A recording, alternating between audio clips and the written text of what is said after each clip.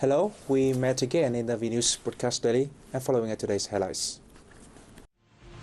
Lao President and Party General Secretary Chumali Senyason receives Deputy Prime Minister Nguyễn Xuân Phúc.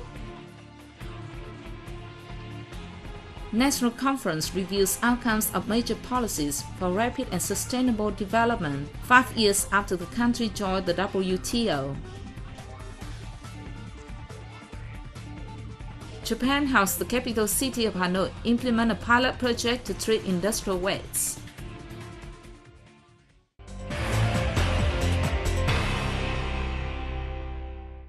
President Chung Deng-sang received new ambassadors of Singapore, Gabon, and Sierra Leone, who presented their credentials in Hanoi on August 15.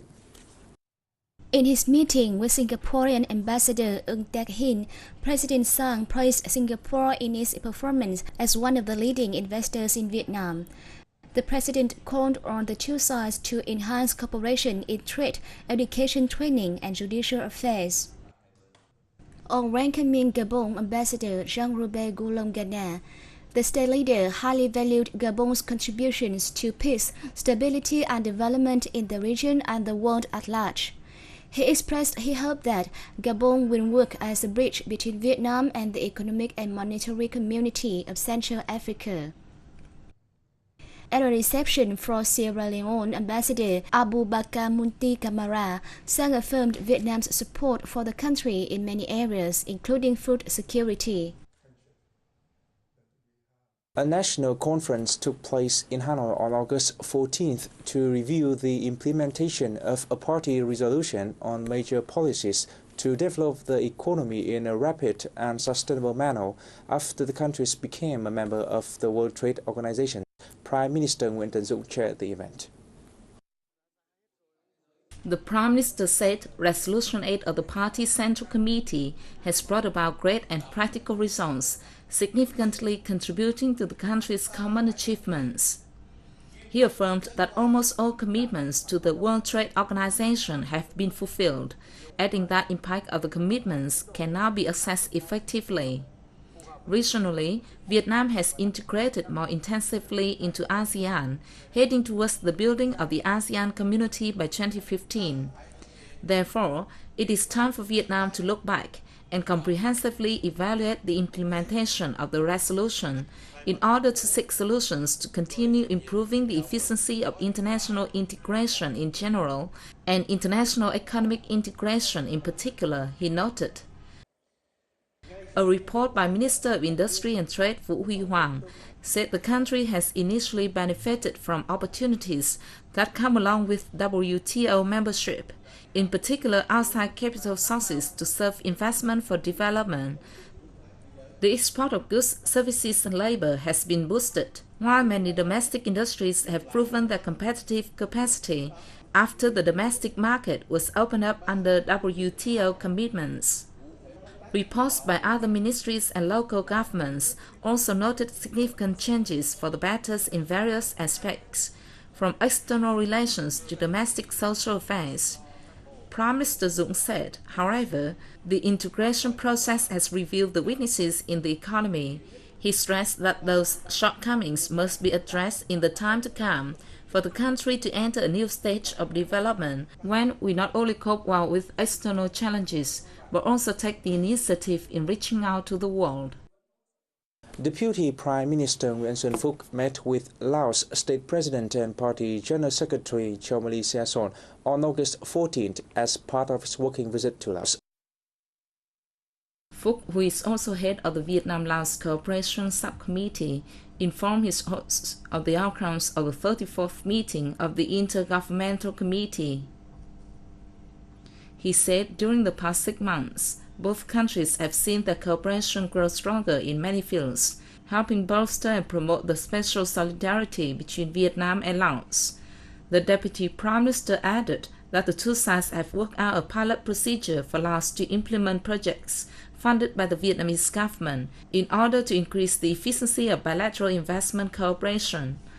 The Lao president noted with pleasure that many activities during the 2012 Laos-Vietnam Solidarity Year have brought practical and considerable improvements to the solidarity and cooperation shown between both countries. On the same day, the Vietnamese Deputy Prime Minister paid a courtesy visit to Prime Minister Thongsin Thamavong.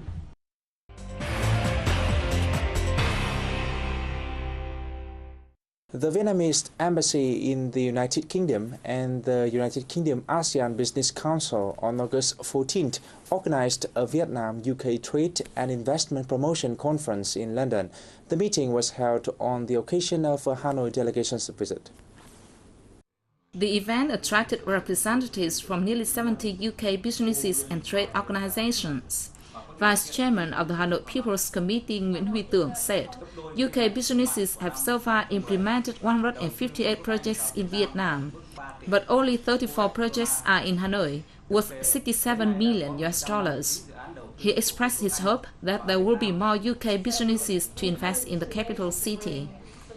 Head of Southeast Asia team of the UK Trade and Investment, Lizzie Hopkins told the conference that Vietnam is a high-growth market with significant opportunities in infrastructure, oil and gas, retail and logistics, railways and ports, financial and legal services, ICT and environment.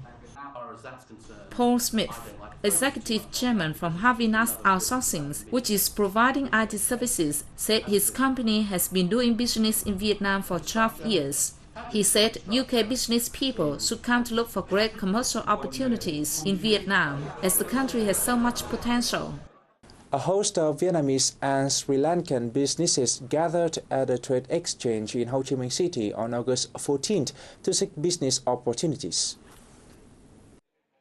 The visiting Sri Lankan businesses mainly operate in farm products and foodstuff, garment accessories, and packaging and construction materials.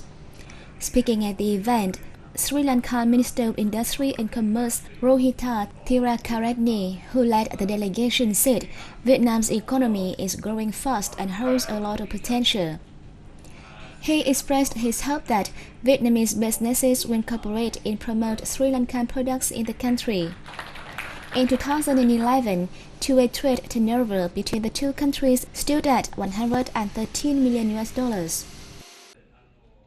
The same day, a group of Japanese companies took part in an exchange with their Vietnamese partners from Ho Chi Minh City. At an exchange, experts underlined the need for Vietnamese enterprises to learn from experience of Japanese businesses in how to stabilize production and develop business. The southern province of Bình Dương on August 14th granted licenses to 17 foreign direct investment projects worth a total of over $600 million. Most of the projects are run by Japanese businesses. 14 of the projects are located in the Vietnam-Singapore Industrial Park. Since early 2012, Bình Dương has attracted 69 new projects, and along with the 72 currently operating, they have poured $2.3 billion in the province. The membership of the Japanese Businesses Association in Ho Chi Minh City is now more than 580, and the number of Japanese businesses operating in Bình Dương is increasing. With an open environment, the locality is attracting more and more investors. Our company produces 7 to 8 million cameras each month to meet customers' orders. The orders are expected to double in the next 2 months, so we decided to increase capital in enhancing our production capacity. To attract more investment, Bình Dương Province has focused on providing an adequate infrastructure with a top-quality workforce and reform administrative procedures. To date, the province has attracted more than 2,000 foreign invested projects with a total capital of $7.5 billion.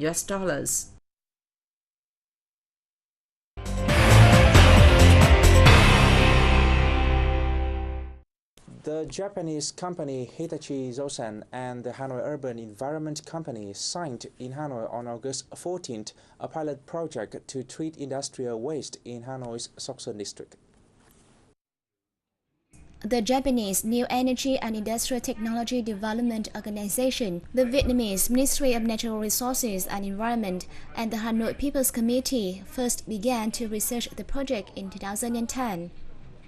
The project costs a total of $29.2 million, with $22.5 million coming from the Japanese side. It will use advanced technologies to treat hazardous industry waste. It is scheduled to go into operation in 2014 with a capacity to treat 75 tons of waste daily. The subsequent energy produced will be harnessed to generate power. This model will then be rolled out in other cities and provinces nationwide. And we come to the end of the news today. Thanks for watching and see you next time.